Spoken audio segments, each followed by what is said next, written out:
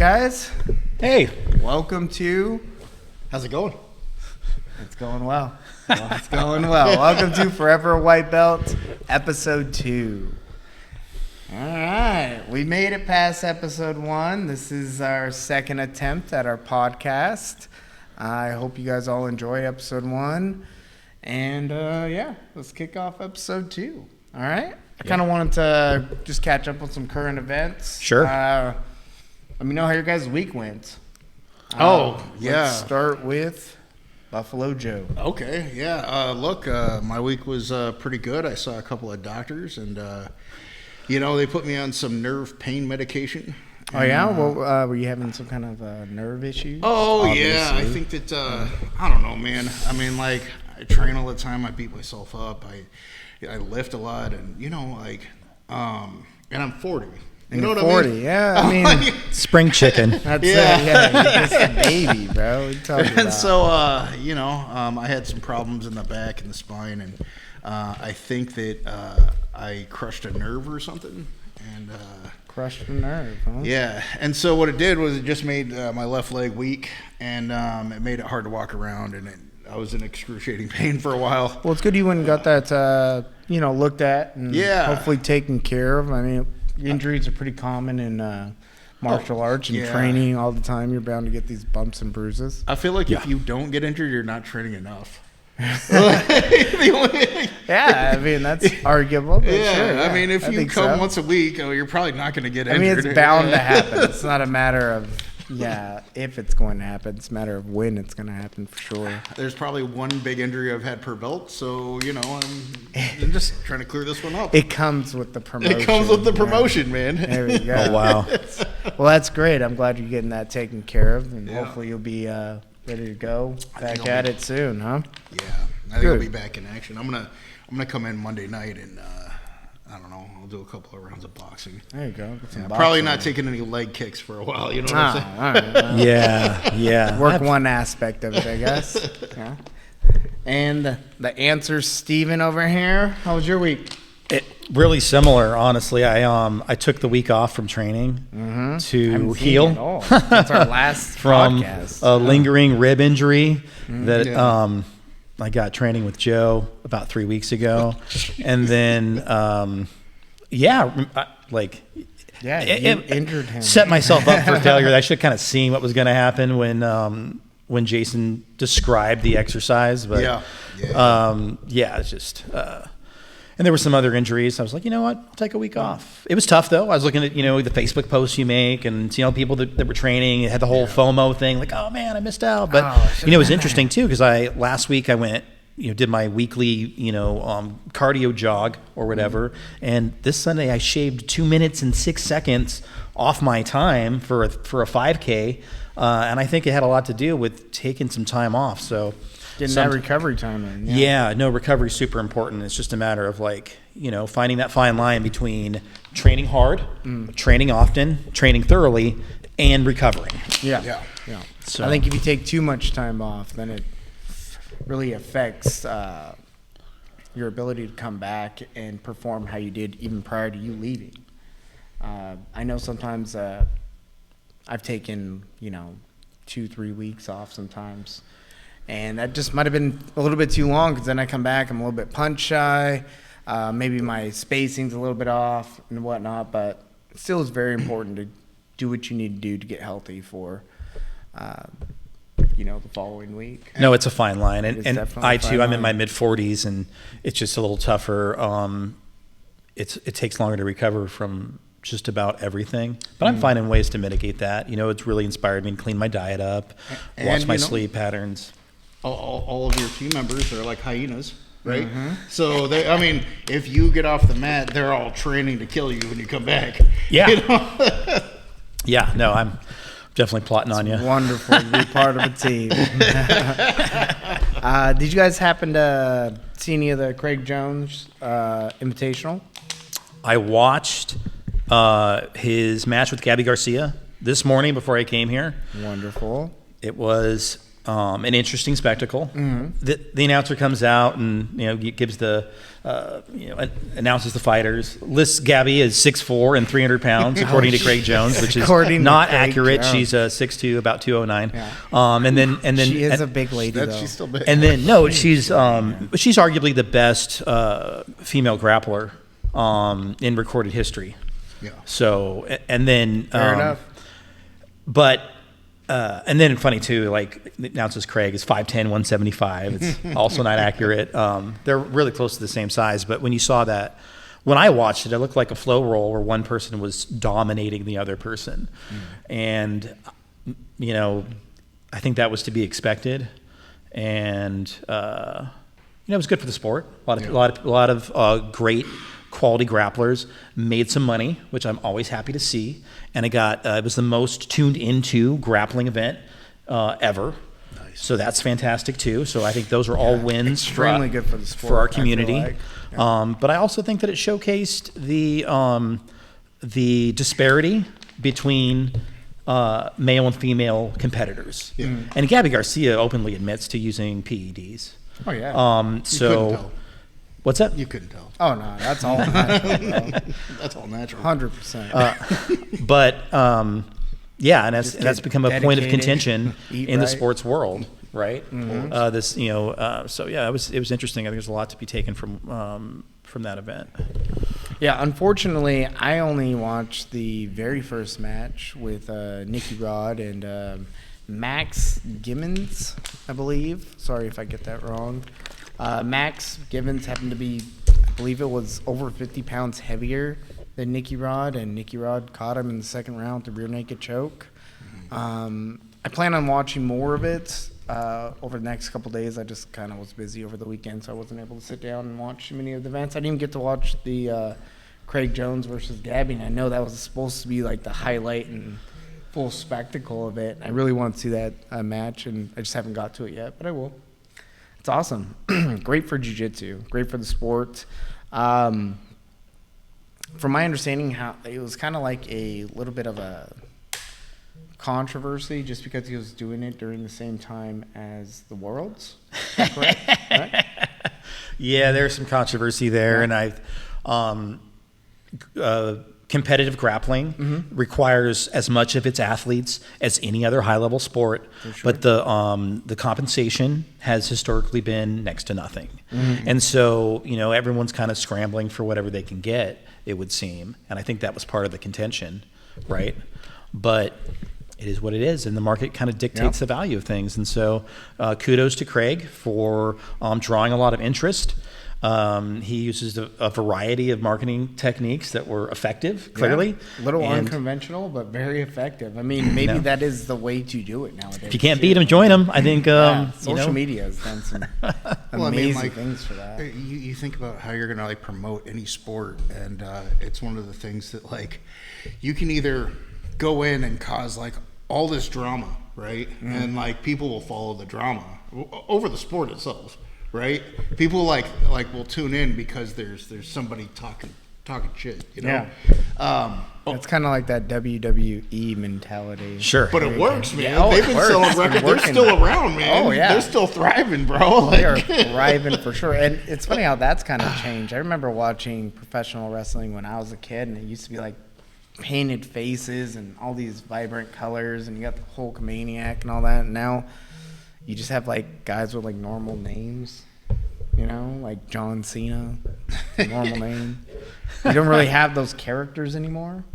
Yeah. But I mean, I'm saying that from a perspective where I haven't really watched it too in a few years, so I'm not 100% sure. But I don't remember it being. I remember it being a lot more of a spectacle than it is now. Now I feel like they're trying to mold it into an MMA type of thing. I'm not sure how that's going to really work out. I can't speak to it. I stopped watching. You stopped watching it? I stopped watching pro wrestling a long time. I used to watch it though with my stepdad. When I was a kid. I guess. Yeah. Took me to some local shows, which was pretty amazing. When you're 9. Those were fun. I was I was such a wrestling nerd. I would have WWF and WCW on both channels. And, wow. And so I would just change during a commercial for one to check out matches, and I knew everybody. That's awesome. And what I'll say is, I thought that was real way longer than I should have thought that wrestling was real. It's still real to me, man. It's real enough. I mean, Yeah. it's real enough when at a certain point. When I look at the size of those men, some of the acrobatics that they're performing, and the way in which they're doing it, and they're doing it over and over and over again over years. Yeah. My hat's off to them. I don't know if my body could handle that. Heck, I come in here 5 days a week, and I feel like I'm done. Yeah. So. Yeah, you know what I found interesting about that was later on as an adult, and I started watching a lot more YouTube, some of the backstories on some of these professional wrestlers. Like, they live like rock stars, man. They're going city to city, getting drunk all the time. They're drunk when they're in the ring performing on all these types of, like, uppers and painkillers. And I mean, no surprise a lot of them end up passing away in their early 40s. Early 50s. So a long time ago, like back in high school, I got mixed up with these kids. They were all juggalos, all insane clown posse guys, and they all did that. What's a juggalo, Joe? It's someone that's like an insane clown posse fan, really, you know. And they were doing this backyard wrestling stuff, and I got to do a few matches. Were you a juggalo and a clown? I was not I don't want to talk about it. I don't want to talk about. We're not there. But what I found what was your juggalo name? I found how, like, there's no juggalo names, but I found out how to do some of their moves, man. And what I'll say is, like, they really do, like, land. Like, they really do get slammed through a table. Their body really does go through, like, some beatings. You know what I mean? And I was sitting there and I was thinking about. Like, how easy, like, we'll take it on each other. Like, sometimes when we're especially training jujitsu, like, when we're trying to flow roll, you know what I mean? We can do that for a few days a week. You know what I mean? And they're not doing They're that, not flow rolling. They're trying to sell it to the camera. And they do it, like, I don't know, 300 days out of the year or something. They're professional stuntmen. Oh, sure. yeah. Yes. And women. Yes. Stunt people. You know, proper word to say. Hulk Hogan was talking about how he's actually a few inches shorter because he's done the leg drop like 300 times a year, right? Maybe multiple times, you know, at night, you know? Yeah. And so he did the Hollywood leg drop, you know, and he's like, now my spine's really messed up. And I thought about it. I'm like, he's done that for 35 years or whatever. Easily, yeah. Yeah. Like, that's... Plus, he picked up Andre the Giant, man. Oh, I mean, that's going to shrink you a little bit. That's going to pick him up, slam him. That's going to shrink you. Yeah. I've seen some extreme examples of that. There was a sergeant when I was in the Army. Yeah. When I met him, he was 5'6". Yeah. You know, we were paratroopers together. Sure. When he joined the Army, he was 5'11". Oh, yeah. Yeah. That makes sense.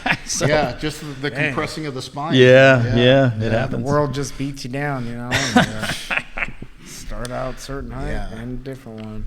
I feel like if in jiu-jitsu, just like WWE, man, like, steroids are almost promoted. Almost. You know, I would say they're definitely like, promoted. you know, I mean, like, I've never seen a small wrestler ever. Yeah.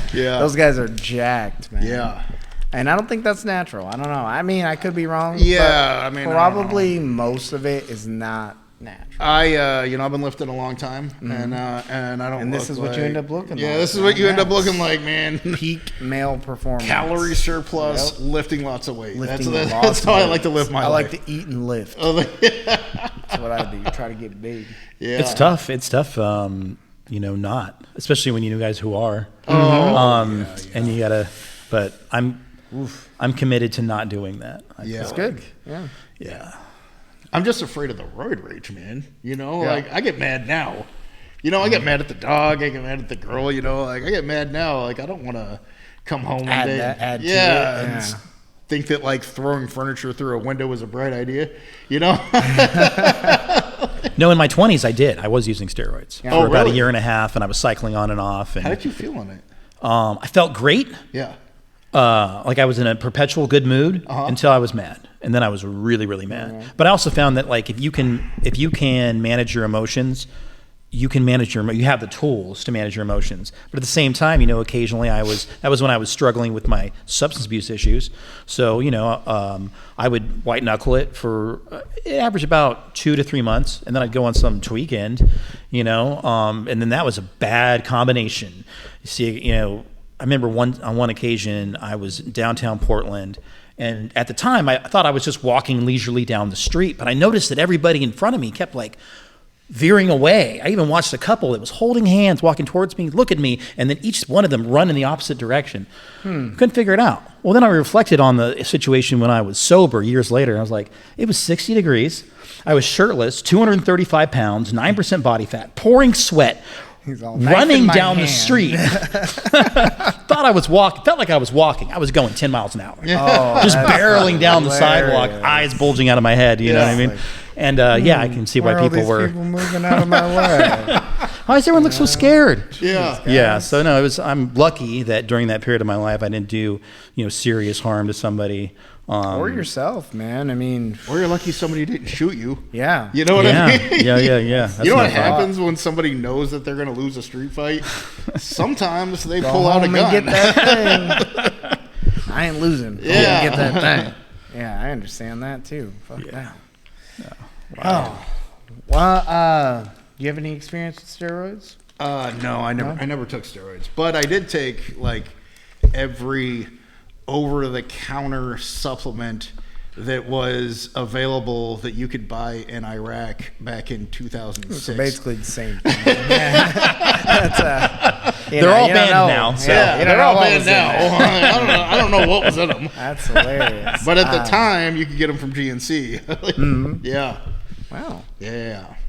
Did you feel like those enhanced your mood or made you feel any kind of weird way? I think I have a weird body chemistry. Because I remember there was a steroids stuff just that don't work on you. No, it's not that. It's they make me depressed. Oh. Like I took like this the stuff that was anabol, right, and it was supposed to be like some anabol over-the-counter anabolic steroid or whatever, and I think I was 3 days into it and I got depressed. And I had getting too big. Yeah, no, it was just I don't know why, man. I was just like, man, I don't really want to lift anymore. You guys just want to lift all the time, like, oh man. You think that was that little lazy boy in you, just being like, guys, why don't we do something else?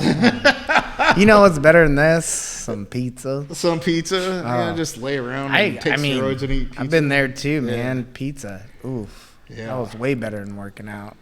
Yeah. At some points in my life, I feel like. Pizza and working out have been interchanged in my life for a long time. That's your building block. Pizza and working out. I work out so I can eat pizza. Yeah. That is it. That's my whole purpose of working out. That's all. It's actually real. Like, it's okay to do unless you're like training 2 or 3 times a day and doing that. If your diet isn't right when you're doing that kind of level of exercise, then your body actually starts breaking down. Yeah. You can't out-work out a bad diet? Something like that? Is that quote? I don't even know if it's like, because that's referring to fat loss, right? And I'm referring to your body repairing itself. Sure. Like, if you don't have the right stuff in there, like, when I first started jiu-jitsu, man, I was working out 2 or 3 times a day, and I did it for a couple of years, you know? So I was working out 2 to 3 times a day for Monday through Friday, and then I was working out once on Saturday. So like, it was a lot, right? It was a lot of hours on the mat, and I was eating just like a junkie that just got cleaned. So a bunch of ho-hos, I mean, it was a lot of fast food, a lot of like just living in the grimiest kind of grease that you could eat. And comfort foods. Oh yeah, man. And my body was just getting broke off. It was just eating itself up. Like, I woke up every day. I was just getting injured all the time. I wasn't healing. You know? I also suffered from sleep apnea, so it was all rough bad. period. It's a rough period in life. I swear the 20s for me were actually probably the hardest. Your 20s? My 20s. Yeah. Oh, what? I would say good times, but a lot of like lessons that need to be learned during the 20s for sure. And even part of some of my early 30s, I might have molded into some of that. But some wild times, man. If you're 20 out there, be careful. You still haven't fully comprehended forethought yet, so you don't really know what your actions today will linger with you later on. Just, heads up. I was actually, in my 30s. Yeah, you're like, ah. I was like, yeah, I wish I would have learned that in my 20s. No. I still need to get reminded of that from time to time. You know, what I'll say is that to stay on the mat, like you need a healthy level of ego just to stay here. You know what I mean? For sure. Now, would you say it's that fine line we were talking about, kind of like that other side of the coin, ego and confidence, right? Sure. You gotta ride kind of that line where you don't want to be egotistical, but you do need to have a level of confidence to, hell, even come through the door sometimes. Yeah. Just to get in here, especially if you haven't been to a gym before. I know especially for males that have never really trained before in their life, and they may be in their mid 30s, early 40s, somewhere around there. And for them to pick up a new skill set and come in here and get physical with somebody half your age, that could be intimidating. Sure. And it could stop you if you don't have the right level of confidence. You may never even walk in the door. You gotta have a certain level, and if you don't have the confidence, then you need to have a little bit of that ego to lie to yourself to get you in here. Question for you, Joe. When you say ego, are you talking about ego as a source of motivation? Yes, absolutely. Okay, and the reason why I bring that up is because I feel like you can have the motivation without the ego. I think one of the things that keeps me coming back more often is the desire to be of service, facilitate the training of the other guys. And that helped me a lot back in the day too, especially training with guys that I knew had fights coming up. Yeah. I didn't want to go to the gym. Yeah. I was sore, I was tired, I was lazy, whatever the issue was. Yeah. But I was like, but my buddy's got a fight coming up. I need to be there for him. And throughout my life, the desire to support those that I cared about has always been a way more powerful motivator for me. Why do you think that is, Stephen? Why do you think you have to put others before you put yourself? Because I know going into the fight game, a lot of it is a very selfish thing to get into, and it's understandable. I mean, when you're fighting, you're in there alone.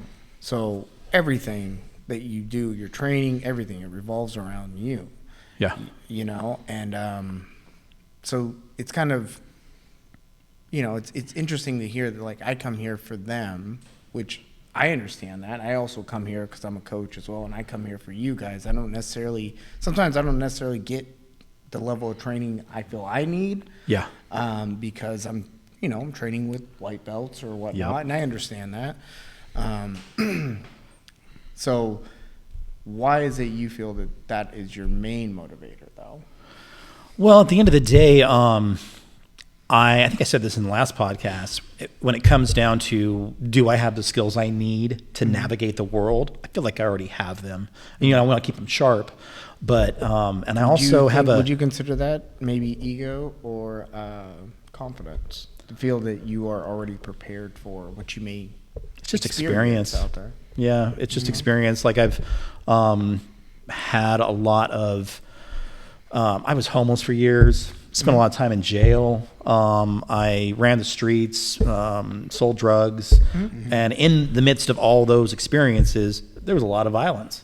And so, based on the experiences I had under those circumstances, I feel like I can confidently say that the hand-to-hand fighting skills that I might need for the rest of my life, now that I've escaped those environs and I have a totally different trajectory, man, I can't imagine that I'm going to need more fighting skills now that I'm sober and a professional than what I needed back then. That's understandable. Do you wish back then that maybe you would have had the skills that maybe you have now to help you kind of navigate those waters back in the day? Maybe you might have escaped or went through some circumstance that may have been alleviated because you have the skill sets that you have today? I'm not one to reflect on the past and say I wish I shoulda, coulda. I don't do that. I look at my past experiences and go and feel grateful that A, that I escaped them, and B, that I can use them in a positive way. So I'm not there anymore, which is great. As far as the martial skills that I possess, feeling comfortable with that level as far as what I might need in the future. But when it comes to training, like I've said before, there's a lot to be gained. Just the act of doing hard things makes it easier to do other hard things, regardless of what dimension those are in. So there is still a, I don't know if selfish is the correct word, but there is still something you gain out of it. It's not necessarily you just come here for others. You are gaining something out of this as well. So when you talk about like how, do you think that part of you is ego, the part of you that wants to be able to do hard things, the part of you that like needs to build yourself up like that? Like, where do you think that comes from? Well, it comes from my belief about responsibility. So I believe that I, as an able-bodied, middle-aged man, have a responsibility in society, and specifically within my community, to do certain things. Somebody asks me for moving help, I'm there.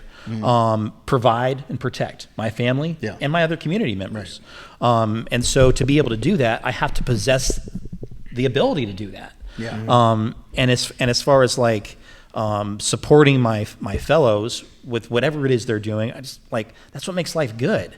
I had a whole situation with this too a year ago. I was talking to a mentor of mine. I was like, hey, I want to get back into jiu-jitsu. He's like, make sure you're doing it for the right reasons, not just for your ego. And I thought about it and I was like, oh, I better wait. Because at the time, it would have been for my ego. So I can definitely, I know what that feels like, where it's like, I'd come in here and just try and only train with the guys I knew I could smash them, never work on building my skills, you know.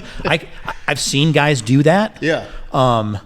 I feel like that's a crazy mentality to have too. To come in here and only, it's like a bully mentality. That's you don't really exactly want what it is. test yourself, really. You just want to come in and feel good. That is the complete selfishness. Yeah, I think that's probably one of the farther ends of the extremes. Yeah, it's delusional as well. It's very delusional on your skill set if you're just coming in here beating up, guys out the street. Yeah. But there are some people that hang around that do that, and they hang around for years. Agreed. Yeah. And but once they get challenged or once they're on their heel, they fold.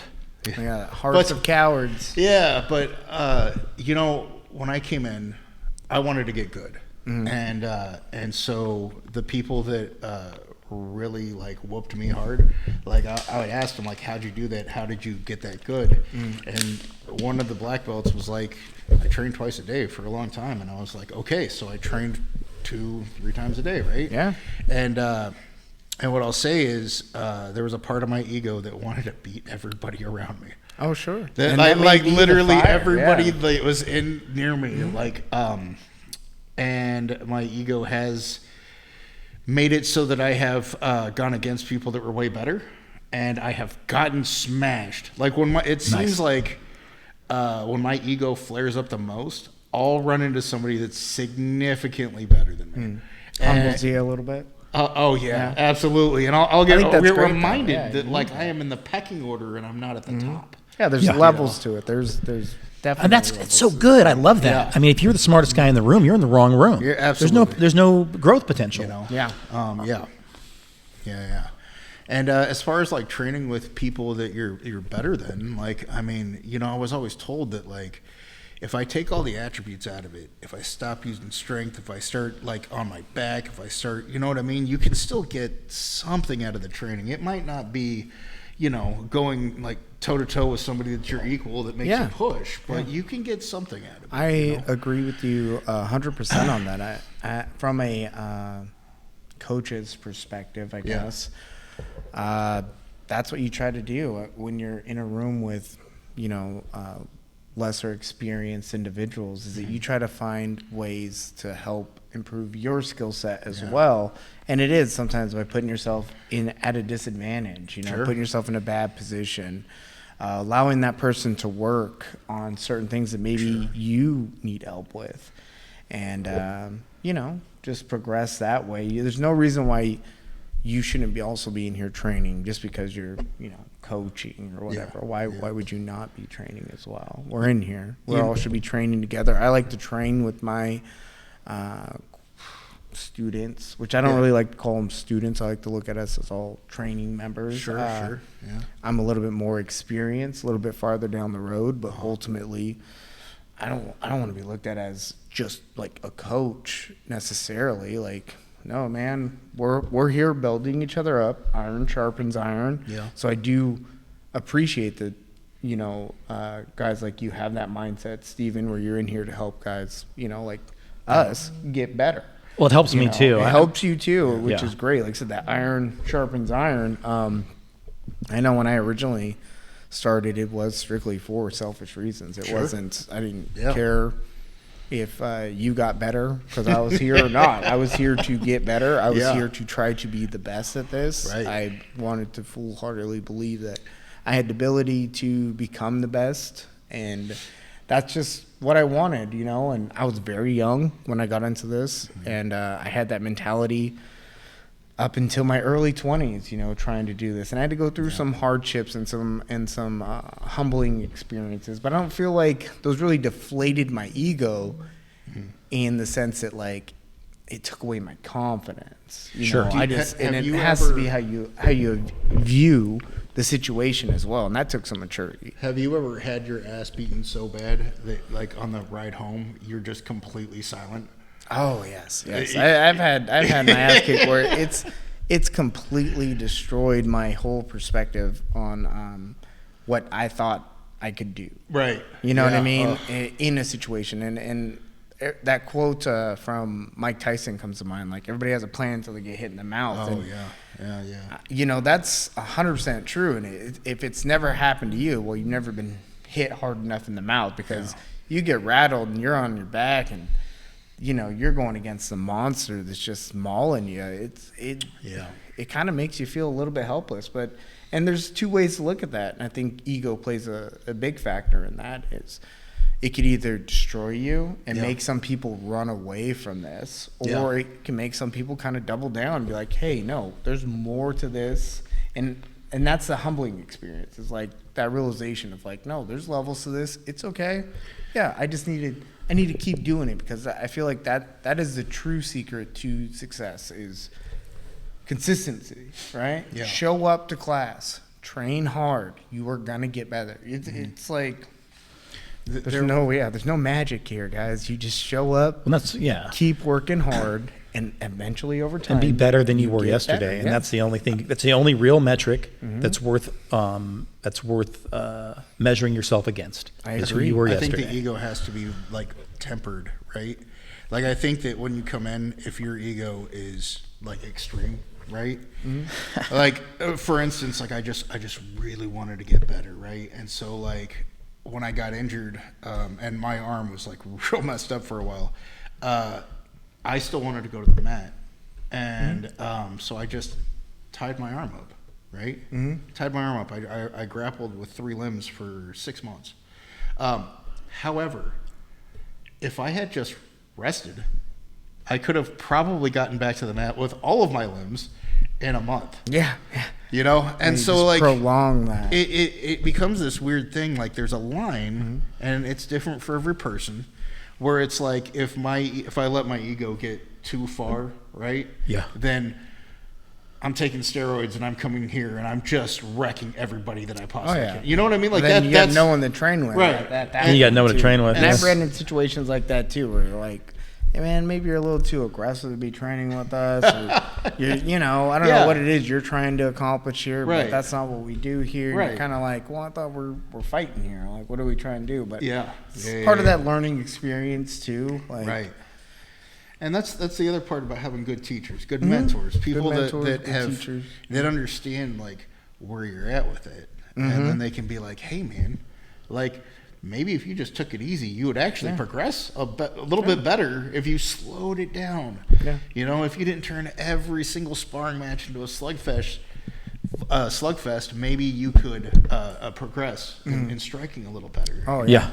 And I'm noticing that too. Like, as I'm getting older, and I'm starting to take on more of a teaching role sometimes. Sure. With some of these younger competitors that are coming through. I mean, I see a lot of myself in them. Yeah. And I can relate to them. Hey man, I also had that mentality. I also had that, I just want to come in here and bang every day, and you're limping out of here or whatever. The mentality is great. Sure. But let's gear the training so that you're proficient at training as well, so you can mesh the two and become successful and not, ruin your career here in the gym which does happen to a lot of competitors. I do think you do need to have, a competitive gym. You do need to have those sessions where I'm going to hard spar today. Hard spar. I don't know how you guys view hard sparring. How I personally view hard sparring is we're going to train, we're going to hit each other hard, but we're not hitting each other with the intention of I'm trying to injure you or knock you out. So like when I'm, hard sparring with somebody, we may get into a good flow, exchange some good shots, some heavy shots. But if I get that opening and I, land, two-piece combo on them and I see that they're rattled, I'm not going to follow up and keep laying on them. I pull off, let them kind of, gather themselves, check on them, be like, are you okay? Is everything good? And then get back to work or have them kind of step off to the side. Or I've seen in other gyms when they get into their hard sparring, it's like someone's getting knocked out. Like we're not stopping until somebody's injured or that person can't continue. And I think that can be the misconception when we get into like hard sparring at our gym. They just don't have that same view on it. Because I've seen it here too. To be fair, I've seen it here too, where it's sometimes some of these guys are doing unnecessary things. Like I don't believe in whenever you're going to finish a submission, I don't believe in jerking submissions. If you don't have control of the submission to the finish, when you don't have the submission, release it. Get something else. I think that's okay when you're in here, like with your people. You know what I mean? I think it's okay. But like in competition, right? That's a little different. You pull things all the time. I think that's where it's necessary. That's what it's geared for. But why would you injure the people you train? I definitely don't want to injure anybody. I actually feel really bad that I accidentally got your rib, and that was just from an exercise. Like usually I'm much lighter when I roll with people. I feel like that was more on Jason than it was on you, because he should have done the math and been like, shout out coach. Literally all I did was lay on you, bro. Like I don't know, I'm sorry I hurt you so bad. And then I had to go hands free, and so it's like I can handle your weight when I have all my limbs in play. But once you remove my arms, then it's a no-go. But there has been like I mean it happens with injury, when you accidentally injure a teammate, and I have done that before. Me too. And I felt horrible about it. That's how you should feel when you injure a teammate. I mean, it's not intentional. It's not like, again, we're on the same team. Iron sharpens iron. We're trying to improve each other. And the deal was like we were both doing something that was a little unsafe on both ends. Right? Like I grabbed him, scooped him up in a heel hook, and he thought that the defense to that was to explode out of it. And he just ripped himself up, And if you don't mind me asking, what rank were you guys? I was like early blue or late white, but I think that I was early blue, and he was the same. So you guys were late white, early blue, doing heel hooks on each other. We've been taught heel hooks since day one. Since day one. Come through the door. We're gonna teach you how to heel hook. But like I showed You'll up. figure out control. Don't worry. It almost seemed like everybody had their own camps, right? And then there was Justin and JD, and like you go there, and like that's where you find the pot smoking hippies that are like, bro, we heel hook. We heel hook. Let me show you some stuff. Old people, like kids, old people, men, women, whoever. You can heel. If they got a knee, you can heel hook. Pretty much anything, really. You can heel hook anything. Here's the thing. So back to ego. Like I learned about heel hooks about a year in. And with my personal experience as a paratrooper and a carpet layer and all the knee problems, I just tap. As soon as someone gets something that resembles a good position with my leg, I just tap to it. I don't care. I'm absolutely doing that. I'm doing that in a tournament, dude. I don't care. Like I'm not like gonna blast out of that. I'm not gonna give you the chance to cripple me for like a $5 medal. You know what I mean? I'm good. Like And that's where we differ, right there. You can cripple me for a $5 medal. Yes. Break it for that medal. Yes, go take it, bro. Glory lives forever. You can't put a price on that. Yeah, that's fine. That's why I have a medal hanging in here, and yours is not. Just kidding. Okay. All right. I got you. Shots fired. Yeah. Episode 2. All See right. if he's here. Episode 3.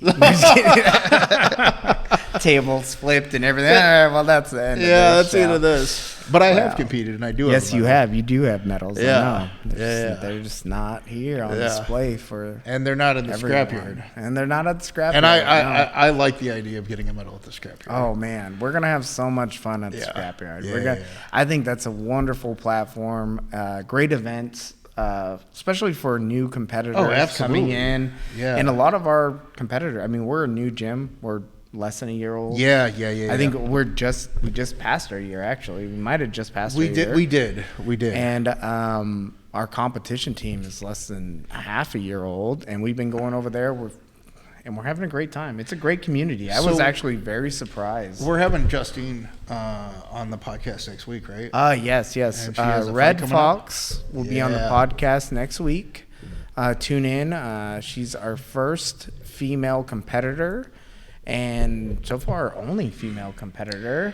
Well, don't we only have like 3 females?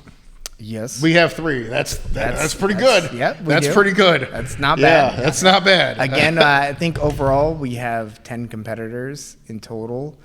And out of those 10, I believe, this includes myself, I believe 6 have competed. Nice. So that's great. Yeah. And they've all had success so far. The only one that has lost on our competition team is me. I lost a decision. Yeah. Right. Follow me, guys. I'll show you the way. Yeah. But they've done great, and I feel like that's a great event for us to be getting into because they do have the way that they set up their matches are based off a level system, a 1 through 5. 1 being no experience at all. Yeah. 5 being like pro level experience, and a lot of our people are going in there as level 1s because they have no experience. They've never been in an actual, hand-to-hand altercation. Yeah. A fight ever in their lives. So we're putting them in those situations where we're really having to test what it is we've been training for the past 8-9 months. Sure. And seeing if we're on point with our training or if we need to adjust our training so that we can make this, usable in the real world. Sure. And see what we got to do. And I think that's what competition does for us. Is it exposes those weaknesses and those, low points in our training. Sure. Kind of circling back to that hard sparring stuff, I also feel like that's why it's necessary. Is every once in a while you do need to have some of these banger rounds so you feel what it's like to get hit and get rattled a little bit so that you're not experiencing that when it actually counts, like in a match or in a real fight. I agree with that. But here's my, and I don't have an issue with doing it maybe once a week. But I had a problem with controlling, how I sparred, especially early on. And I have heavy hands. And so like it always turns something into a little more of a slugfest. And what I'll say is the brain is a muscle. And it does take time to recover, just like any other muscle. Agreed. Yeah. So would you say that you also had that problem when you started jiu-jitsu? Oh, using strength absolutely. and all that? Well, it's probably it's worse. the same thing. Yeah. Because I started striking and jiu-jitsu at the same time, but I was way heavier into jiu-jitsu. Like probably a 2-for-1 deal, I imagine. Sure. Okay. And then my striking significantly improved when I met you guys. When I met you.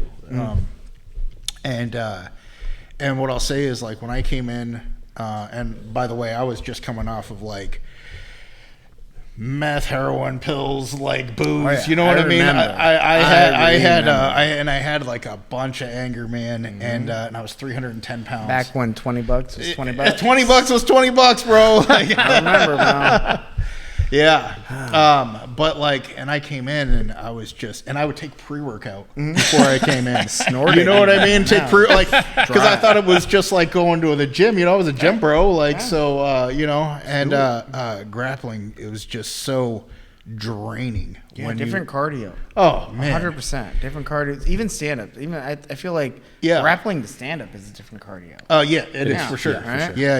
So, Yeah, and I feel like there's a lot of bursts like sprinting, and then you can rest if you can get heavy, right? Yeah, If you can find a There's spot still to stall control, points. you can catch your breath there. Yeah. Whereas like if you want to do that, say in boxing, like you have to get to the outside. Yeah, I was gonna say you're pretty much running. You're trying to stay out of range, so Yeah. you're resting clench is and- still moving. Yeah, It's yeah, you still- can clench. And the clench for sure. You can try to lay on them. In competition, that may give you a few seconds. At the scrap? in a real fight, probably not. In scrapyard, they don't really lay on each other. Yeah, they too don't really much. let you They clench break. too much, right? Like once you clench, they break it up. I believe so. So Yeah. they do all types of match at the scrapyard. There's a difference between the kickboxing and the Muay Thai matches. Sure. And I could be wrong on this, so don't take it for what it is. But the primary difference I feel like is the clinch between the kicking and the Muay Thai matches at the scrapyard. There is also some rules with the elbows and knees. I know in the Muay Thai matches you're allowed to use elbows and knees, but not to the head. It's still amateur, so they don't allow that to the head. In kickboxing matches, they'll break you on the clinch. Okay. I believe that's almost all amateur kickboxing, though, is they break on the clinch. They may allow you to hold the clinch for like 5 seconds as long as you have, your landing strikes or your continuous action. But for the most part, when it comes to kickboxing, they release. Yeah. They don't do a whole lot of hugging. Yeah.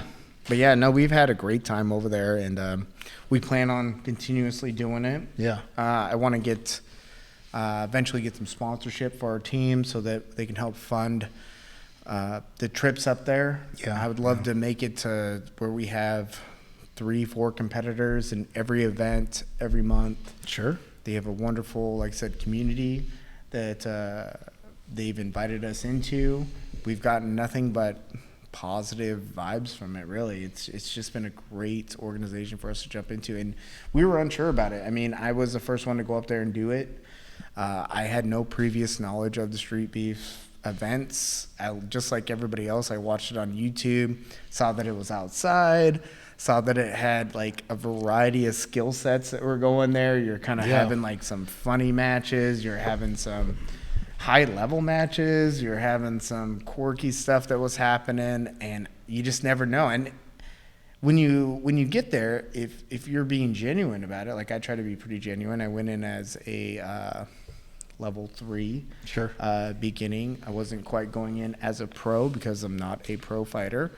And they claimed that the level 4 would be a title holder, and I'm not a title holder. So I went in as a level 3, willing to take on any experience level. And I feel like the fights have been fairly matched. I've been having great time with the competition. I feel the competition has actually been at a higher level than what I anticipated. Yeah. And it's helped push our competition team to kind of fill in the gaps that we need to fill in and help up our cardio and overall improve our program. Yeah. So I'm really thankful for that when it comes to that competition. Has those competitions changed what you have taught in the gym? To some degree, yes. Yeah. I would say more, it changed probably the first 15 minutes. Okay. Because it made me get a little bit more organized. I wanted to add more cardio, so the dailies, adding in that 5-minute run, adding in our daily workout, and adding in that 5 minutes of stretching prior to us jumping into any technique or anything. That wasn't there until we started doing competition. Yeah. And I wanted to install that to kind of like put something in place for our people that may be competing, like, hey, this is what we should be doing every day. Yeah. At least this every day. And if you're not doing it every day, at least you're doing it 3 to 4 times a week with me while you're here. This is what I picked up and do.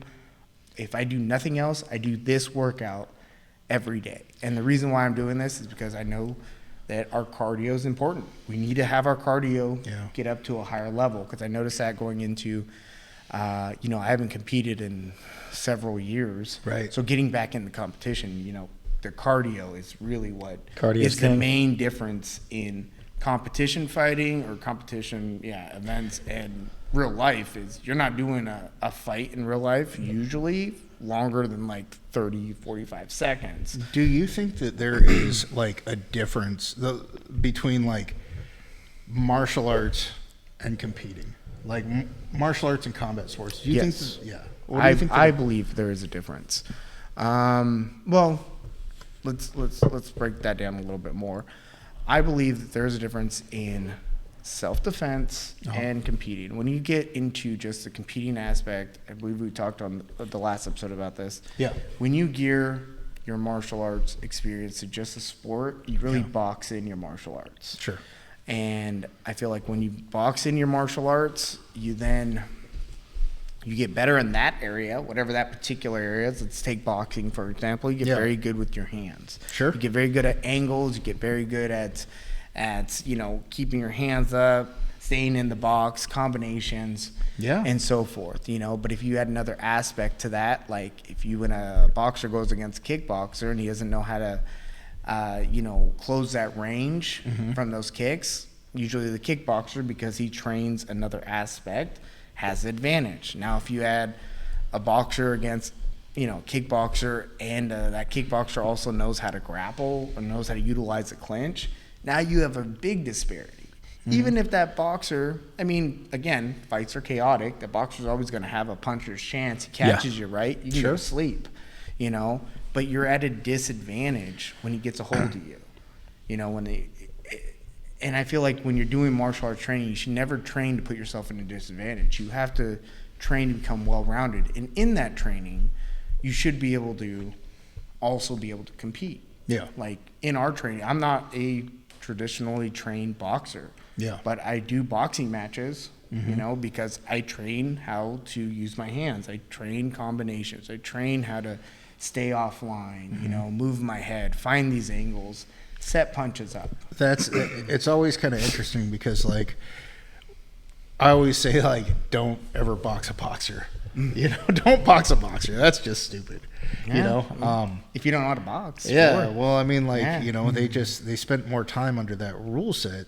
And so, like, and there are things in every sport where once you get used to that rule set, you can, like, they practice, like, holding and punching when they release, They practice going onto the outside, cutting angles probably a little more than a different art might. And the same thing with like karate. Like I'm not gonna point spar a karate guy in a point sparring match. That's karate. As a karate guy, you probably wouldn't want to point spar in an actual fight anyway. It probably wouldn't go well for you. All those pauses and looking over at a ref. Like, I got you, man. I got you. Yeah. Who's gonna give me a flag? Oh man. So I do see the necessity for competition. I think it does help you expose. It gets you as close to real fighting as possible without actually having to get into a real fight. Where real fights can be chaotic. It can be when you get into a real hand-to-hand conflict. It could be life or death. Yeah. Especially against an attacker in the outside world, right? When you're going into competition, yes, there's that element of you get hit wrong, land on your head, or your head hits, you can die, sure. So but it's relatively safe. You have a ref. Do you think that if somebody goes to punch you, that like your belt color will determine how hard that punch is going to hurt? It should. They should. I've always been a promoter of walking around with your belt color, whatever your rank is. You should walk around with your. They make them now. They make belts for your jeans. Oh, do they? That are colored and stylized to represent your. I almost bought one of those when I was a blue belt. I'm surprised. Blue Belt Mafia. Right I almost did, man. That's what's up. That's awesome. Yeah. Now, what happens if you're a color belt in multiple different disciplines? What do you wear then? You wear multiple belts. You wear multiple belts. Yeah, stacked on top of each other. Yeah, for sure. Now, would it be the black belt on the outside and then all the color belts on the kind of like layered, or you layer your color belts on the outside and the black belts at the core? I think one of them you should probably have to wear on your forehead. Like if you can't wear you wear them all around your waist. Like that's weird, right? Like there's that. A little rainbow belt, maybe? Is that where we're going with this? There was somebody that was on my Facebook that was talking about how they got tired of smashing out purple belts that were attendance based. And, man. and I was and I was just Shaking and your head. and I was just sitting there and I was thinking and I was like, man, that dude probably had a job and a family, and he kept showing up, and then somebody handed him a belt, and now he's that rank He's that guy. forever. Yeah, and so 100%. when he shows up, no matter how much time he's taken off, he puts on that purple belt, and he's like, everybody's gonna try to kill me today. Yeah, that's why I'm forever a white belt. Bro. Yeah. It doesn't, because some days I am a white belt. Some days I walk in, I'm like, I don't know what I'm doing. Performance is relative. Yeah, exactly. Yeah, right. Yeah. So, I thought about it, and it takes 10, probably 15 years for Depending some the people, person, sure. to become a black belt in jiu-jitsu. And I guarantee that like the amount of damage that your body takes over 10 to 15 years, you're probably actually your most dangerous right around purple. Right? I believe so. I mean, because if you think of like depending on when you start, how capable you are, how many moves you can do, how deadly you are, right? Like you might have a bigger skill base when you're a black belt, but your body's trashed. Well, I think by purple belt, usually especially in jiu-jitsu, you pretty much have. You should, I should say, have all the basics down, right? Yeah. I would say by purple belt, you are what most arts would be consider a black belt. Yeah, that's because by black belt you should have all the basics covered. Yeah. You should be able to explain by covered. I mean, you should be able to explain what it is you're doing as well. Like this is why we do this. This is what this is, and maybe you're developing your own way of like rolling. And by that I mean you have your own like personal style, maybe your own philosophy, your own mentality will dictate how you roll sometimes. Some guys are really aggressive. Some guys like to counter roll. Some guys like to let guys fall in the traps. I think by purple belt, you start to develop that. And then by black belt, you have somewhat of a mastery of what it is your style of jiu-jitsu is. Somebody we both know like used to talk about how like you can be I don't know if he would call him a fake black belt, but he called like a slack belt. Yeah, a slack belt or something like that, right? And it's a person that has achieved the rank of black belt but no longer trains anymore. And so all of I have a shirt that says that. Yeah. And I thought about it, and it didn't occur to me that's really out there. There are really 100% people out there that, because you don't like ever lose rank for not showing up. Now, I would say it's less prominent in jiu-jitsu because you have to get on the mat and prove it. If you're wearing a black belt in jiu-jitsu, 9 times out of 10, unless you're like one of the founders, like a Pedro Sal or one of the Gracies, where your name holds a lot of weight, we know. You're gonna have to get on the mat and roll, and it's gonna be pretty obvious to anybody that does jiu-jitsu, like what a black belt can do. I mean, it's obvious compared to, let's say you're at, I'm gonna pick on Taekwondo. Let's say you're at a Taekwondo tournament and you're seeing 7th, 8th degree black belts walking around, fingers in their belts.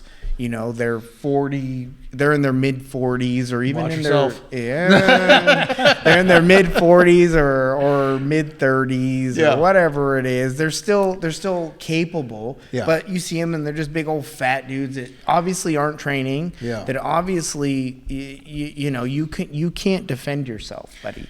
You can't, but you're at a prestigious rank due to the fact that you've been doing this for 20 plus years. I always feel that's a bit disingenuous as someone that teaches someone how to defend themselves. If you aren't able to perform what it is you're teaching, and maybe you can't perform it 100%, but if you can't defend yourself, how are you teaching others to defend themselves? Well, I mean that begs the question, right? Because at a certain point, time will get us all, right? That's a fact. There's champion powerlifters that. They're old and ancient now. They're not able to perform like they were, but they still know all that. I was talking to the strength and conditioning coach that's at Clark College last year, and he had all kinds of great teaching advice. I benefited from it, but he's struggling in his age with injuries and whatnot. He can't perform like he used to, but he definitely knows how to get the best performance out of his students. Yeah. And I think that I think that's also what a belt represents. I have this much knowledge. Mm-hmm. And I agree with you. It does do that to a certain degree, for sure. I gotta go. Let's get back to this next week. Okay. Yeah, Is that no, all good? Yeah, You no, guys? that sounds good. I know we're coming up on this hour now, Yeah. so let's go ahead and get back to this. We're going to wrap it up. A couple upcoming events we have going on. August 24th, check out Street Beef's events. We'll have one of our competitors, Red Fox, will be in there doing her second match. Check that out. I also have my next match coming up September 14th with the NWC here in Vancouver, Washington. Shout out to Austin Springer. I'll be doing a kickboxing match. It's going to be my first ever match at 195. Yeah, I was Congratulations, I was a by the fat way, dude. boy. Yes. Yeah, I was a fat boy for a long time, so now I'm down to 195, so we're going to go and test that What out. was your max weight, by the way? It was heavy. 260? Ultra heavier. 265? Ultra heavier, probably. 270? Let's say I was looking like, if we were trading places Yeah. a year ago, we'd probably look the same. No, I you, was a you big looked old way boy. fatter, by the way. Watch your mouth. You looked way. I have pictures of us standing Well, we'll side by have to side. put those out. You were there not that big a because year ago. Yes, he not was, that- dude. No, Joe, you're bigger. No, I'm just kidding. listen, man. It's out. We hold weight a little different. Yeah, that's true. That's true. So that's pretty much what we got going on. Well, tune in next week, guys, and we will keep this going. Please like, share, and subscribe. Thank you, guys. Woo!